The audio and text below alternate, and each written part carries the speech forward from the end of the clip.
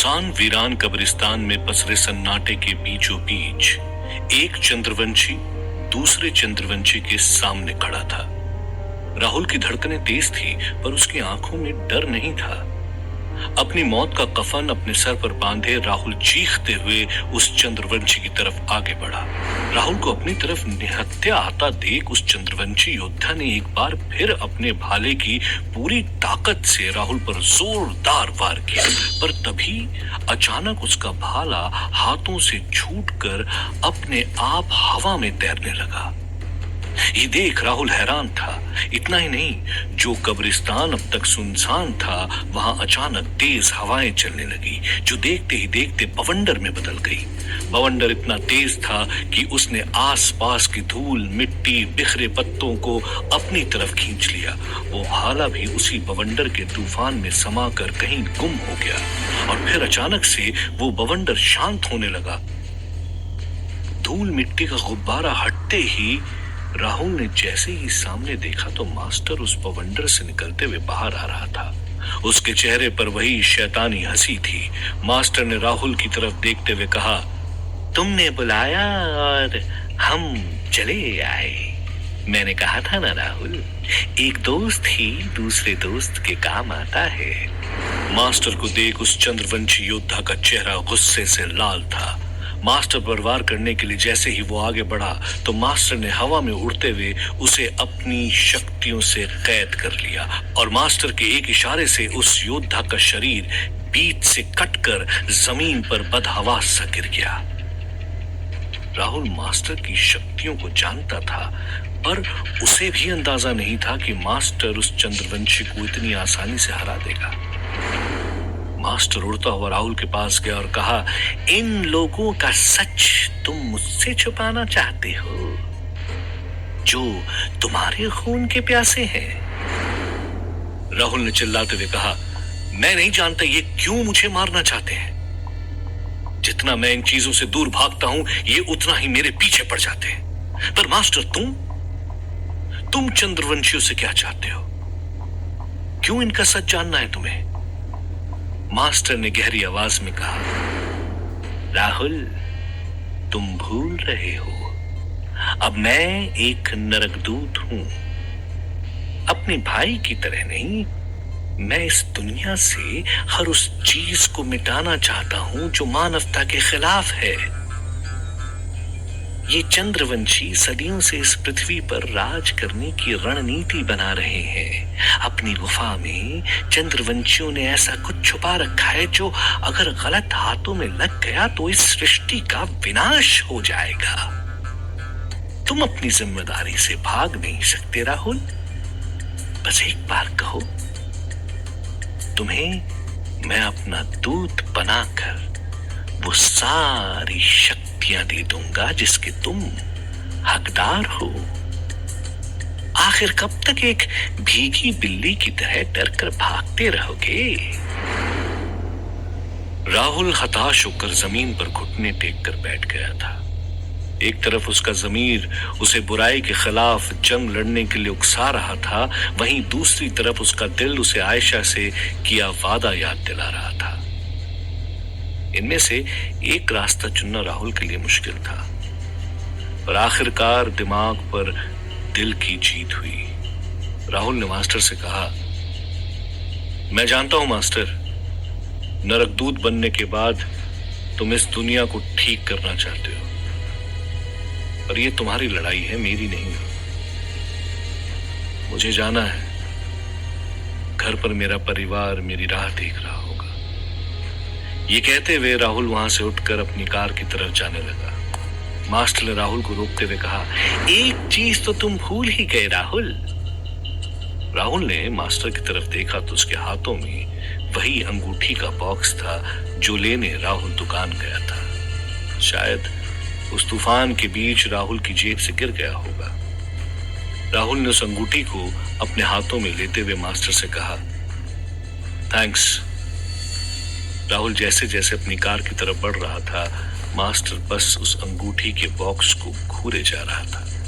और फिर मास्टर के एक इशारे पर उस बॉक्स की कील निकलकर राहुल के हाथों में जा घुसी। राहुल दर्द से चीखा, उसके हाथों से खून जमीन पर बूंद बूंद करके गिर रहा था। मास्टर ने चिल्लाते हुए कहा, ये चोट अच्छी है राहुल, ये तुम्हें याद दिलाएगी कि तुम सिर्फ एक मामूली इंसान हो। राहुल बिना मास्टर की बात का जवाब दिए अपनी कार में बैठकर वहां से निकल गया। राहुल के जाते ही मास्टर ने उस चंद्रवंशी योद्धा के 2 टुकड़ों में पड़े जिस्म की तरफ देखा और वो जिस्म चमकीली रोशनी में बदलकर हवा में गायब हो गया। मास्टर ने हंसते हुए कहा, राहुल तुम आज भी बिल्कुल नादान हो। ये कोई चंद्रवंशी योद्धा नहीं, बल्कि मास्टर का बनाया हुआ एक छलावा था। जितनी नफरत तुम अपने लोगों से करोगे, उतना ही आसान होगा तुम्हें उनके खिलाफ करना। जैसा लोहा लोहे को काटता है, वैसे ही एक चंद्रवंशी पूरे चंद्रवंशियों के पतन का कारण बनेगा। तुम भले ही जंग में मेरा साथ ना दो, पर तुम्हारा खून ही काफी है मुझे उस गुफा तक ले जाने के लिए। ये कहते हुए मास्टर ने जमीन पर गिरे राहुल के खून को अपनी हथेली में उठा लिया। मास्टर जानता था कि उस गुफा में एक चंद्रवंशी ही घुस सकता है और राहुल के खून की मदद से अब मास्टर को उस गुफा में घुसने से कोई नहीं रोक सकता था। राहुल तेजी से गाड़ी चलाते हुए अपने घर पहुंचा। वो जानता था कि सगाई की रस्म के लिए वो काफी लेट हो चुका था। हड़बड़ी में राहुल जैसे ही अपने घर के अंदर घुसा तो वहां का माहौल देखकर राहुल चौंक गया। सारे मेहमान जा चुके थे। राहुल जैसे ही आगे बढ़ा तो फूल की डोरी राहुल के पैरों में आ गई। ऐसा लग रहा था कि मानो किसी ने सारे फूलों को नोच कर जमीन पर फेंक दिया था। राहुल ने जब आगे देखा तो उसकी माँ और मौसी सोफे पे उदास बैठी हुई थी। राहुल समझ गया था कि इन फूलों पर गुस्सा आयशा ने ही निकाला है। हिम्मत करके राहुल जैसे ही आयशा के कमरे में घुसा तो उसने देखा कि बिस्तर पर बैठी आयशा बस रोते हुए सिसकियां लिए जा रही थी। दरवाजे की आहट सुनकर आयशा ने जैसे ही राहुल को देखा तो वो चिल्लाते हुए राहुल के पास आई और कहा, क्यों राहुल, क्यों किया तुमने मेरे साथ ऐसा? सगाई के लिए मैंने इतनी तैयारी की थी और तुम बस गायब हो गए। एक बार भी नहीं सोचा कि मुझे कैसा लगेगा? राहुल आयशा के दर्द को महसूस कर सकता था, पर वो आयशा को बता नहीं पाया कि वो किस मुसीबत से निकल कर आया है। राहुल ने आयशा का हाथ थामने की कोशिश की तो आयशा ने उसका हाथ झटक दिया। अपने चेहरे से आंसू पोंछते हुए आयशा ने राहुल से पूछा कि राहुल, कोई तो बात है जो तुम मुझसे छुपा रहे हो? वो मास्टर, वो फिर से तुम्हें अपने जाल में फंसा रहा है ना? राहुल ने आयशा को समझाया कि अब वो किसी की बातों में नहीं आने वाला। उसके लिए परिवार और आयशा के साथ जिंदगी जीना ही प्राथमिकता है। पर आयशा ये बात मानने को तैयार नहीं थी। उसने राहुल से कहा कि जब तक राहुल उसे एक एक बात सच नहीं बता देता, वो उससे कोई बात नहीं करेगी। ये कहते हुए आयशा ने राहुल के सामने अपने कमरे का दरवाजा बंद कर लिया। हॉल के कोने में खड़ी शालिनी चुपचाप राहुल और आयशा की बहस सुन रही थी। वो भी जानने के लिए उत्सुक थी कि आखिर राहुल ऐसे किस काम में फंस गया कि अपनी सगाई ही भूल गया। शालिनी राहुल से पूछना चाहती थी, पर वो जानती थी कि राहुल उसे सच कभी नहीं बताएगा। गुस्से से लाल राहुल को शालिनी ने छत पर जाते हुए देखा। शालिनी ने सोचा कि उसके पास यही मौका है सच जानने का, इसलिए वो भी राहुल के पीछे पीछे छत तक गई। पर राहुल तक पहुंचने से पहले शालिनी अपना रूप बदलकर आयशा में तब्दील हो गई और फिर धीरे से उसने राहुल के पास जाकर कहा, Rahul, I am sorry. Rahul ने पलटकर देखा तो आयशा उसके सामने खड़ी थी। राहुल हैरान था कि जो आयशा अभी उस पर इतना गुस्सा कर रही थी, वो कैसे इतने प्यार से उससे माफी मांग रही थी। आयशा ने कहा, राहुल, मैं जानती हूं तुम परेशान हो, पर जब तक तुम मुझे सब कुछ बता नहीं देते तो मैं कैसे तुम्हारी बात पर यकीन करूं? ये कहते हुए आयशा राहुल के नजदीक आ गई उसने राहुल का हाथ पकड़कर अपनी कमर पर रख दिया। आयशा की बात सुनकर राहुल के दिल को सुकून मिला। आयशा भी अपने हाथों से राहुल के जिस्म को बहलाने लगी। आयशा के नरम हाथों ने राहुल की परेशानी को गायब कर दिया था। राहुल ने गहरी सांस लेते हुए आयशा से कहा, गलती मेरी है आयशा। मैं सगाई की अंगूठी लेकर आ ही रहा था कि तभी एक चंद्रवंशी ने मुझ पर हमला कर दिया। अगर मास्टर ना होता तो। ये कहते हुए राहुल रुक गया। आयशा राहुल के और नजदीक आ गई, इतने नजदीक कि वो दोनों एक दूसरे की सांसों को महसूस कर सकते थे। राहुल अपने जज्बातों पर काबू नहीं पा रहा था। उसने आयशा को अपनी बाहों में जकड़ लिया और अपने हाथों से आयशा के बदन को सहलाने लगा। आयशा ने बेहद ही लचीले अंदाज में सिसकी निकालते हुए पूछा, मास्टर क्या चाहता है तुमसे राहुल? हाँ बताओ, मुझे पाना चाहते हो तो सच बताना ही होगा। आयशा के जिस्म की तपन राहुल को अंदर ही अंदर से सुलगा रही थी।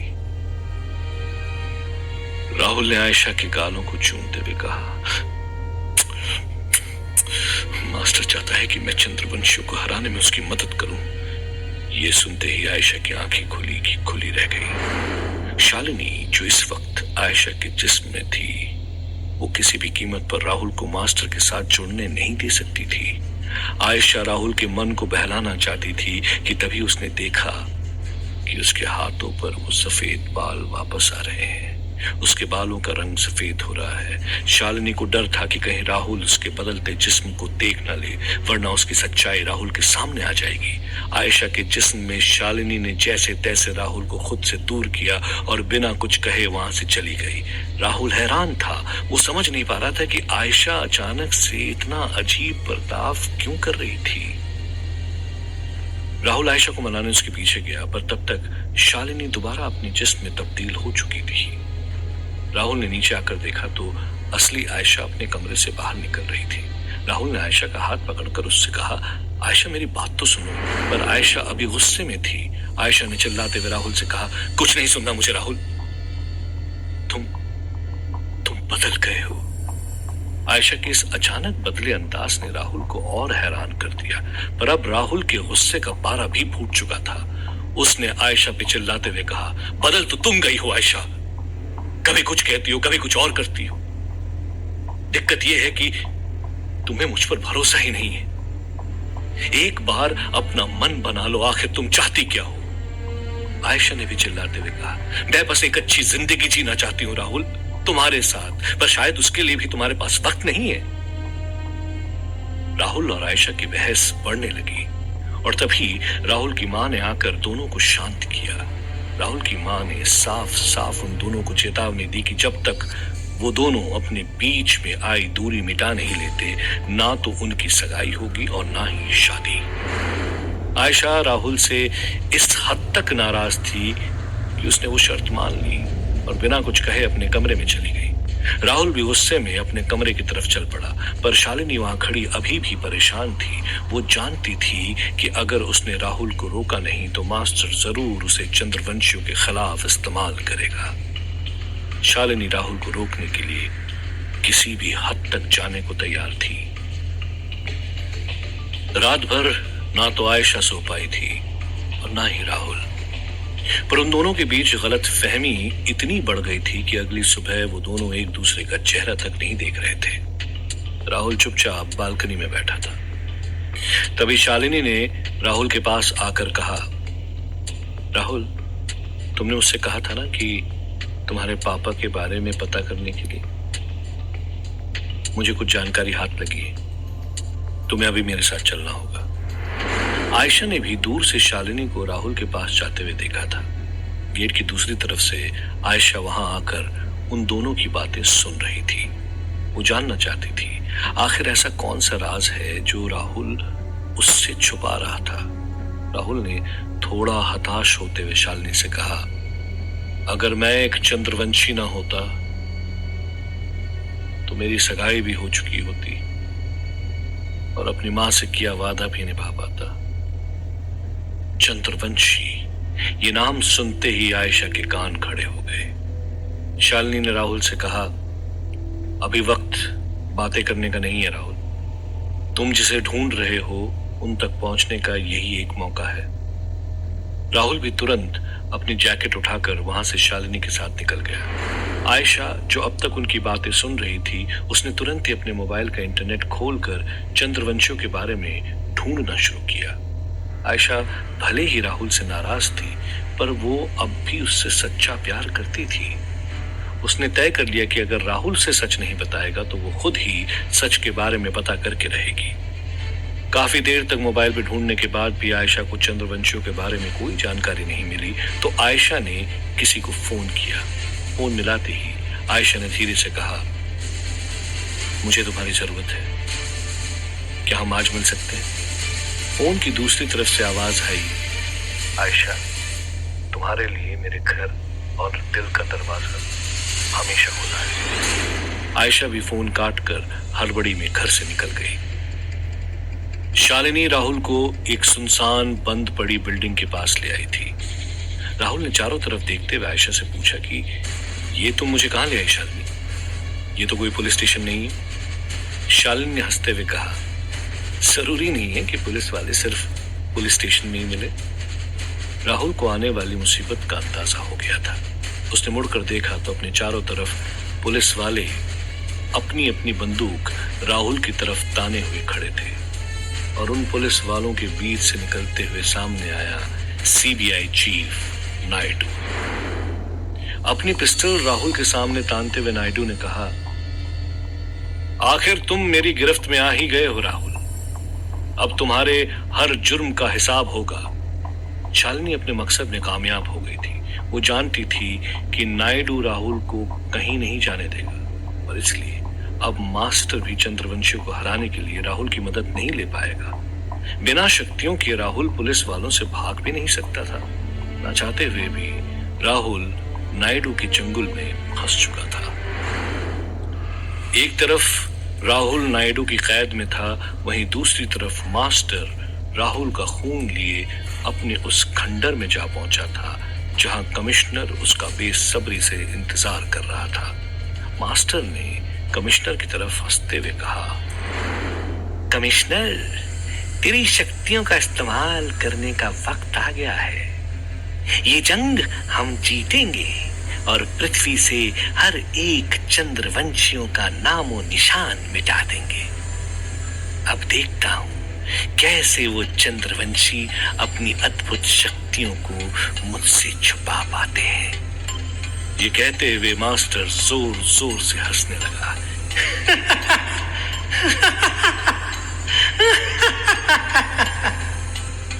उसकी हंसी खंडर की चार दीवारी में गूंज रही थी।